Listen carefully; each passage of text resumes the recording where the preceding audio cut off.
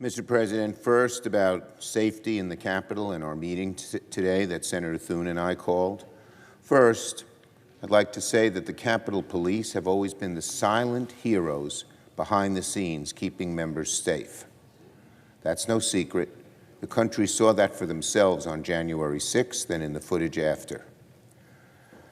And they're doing a good job. We had a very good meeting where members brought up their concerns, and strong efforts are going to be made to answer those concerns with an expanded activity by the Capitol Police.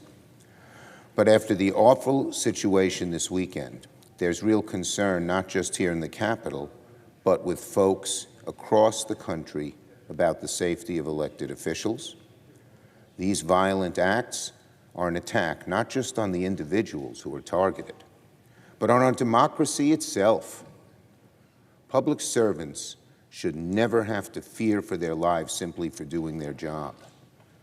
Public servants, there should not be an attempt to intimidate public servants not to do their job or not to take their job. So we need immediate steps. We need to take immediate steps to ensure the safety of members. That includes sending additional funding and resources to the Capitol Police. And there was agreement today in the Senate among Democrats and Republicans that we ought to be spending some more dollars here to protect the Capitol, the senators, and their staffs. But it's amazing. Instead, the Trump administration is doing the exact opposite. USA Today reported that as lone actor attacks are on the rise, Donald Trump had cut the program called AIMED at spotting them. This program is aimed to spot lone actor violent domestic extremists. Exactly what happened in Minnesota. But the day before a violent political attack in Minnesota occurred, the last top officials at a program that aims to spot the so-called lone actor violent domestic extremists were reassigned to other roles. And that's USA's reporting.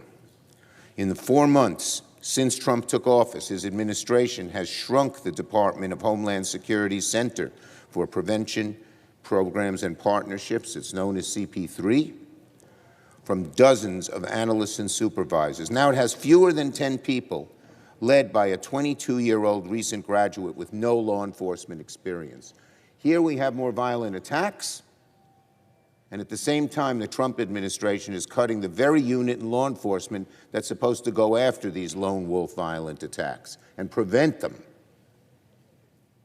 Right now, we need to give law enforcement more resources to prevent these horrific attacks, not less.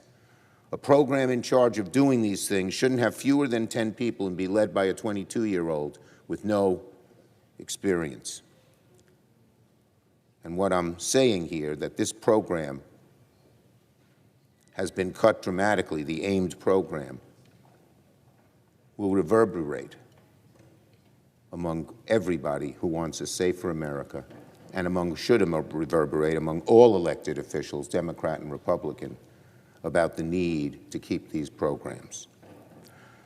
So we need to give more resources to law enforcement. But let me be clear. This dangerous environment isn't spontaneous. It's being stoked, often deliberately, by the reckless rhetoric coming from some of the most powerful voices in the country. When political opponents are treated like enemies, danger follows. And that's what Donald Trump has done. He's weaponized the Justice Department and law enforcement into going after his political enemies instead of going after criminals.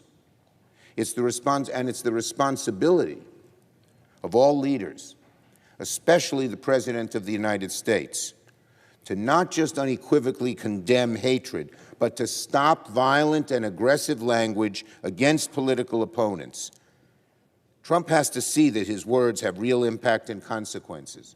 And here's one way he could start right now. He could demand of Senator Lee that he take down his inflammatory, despicable posts about the deaths of the 2 people in Minnesota. They're gross, they're disgusting. They're the kind of thing that just riles people up. Let Trump call Lee up and say, take them down, take those posts down. That'll be a start.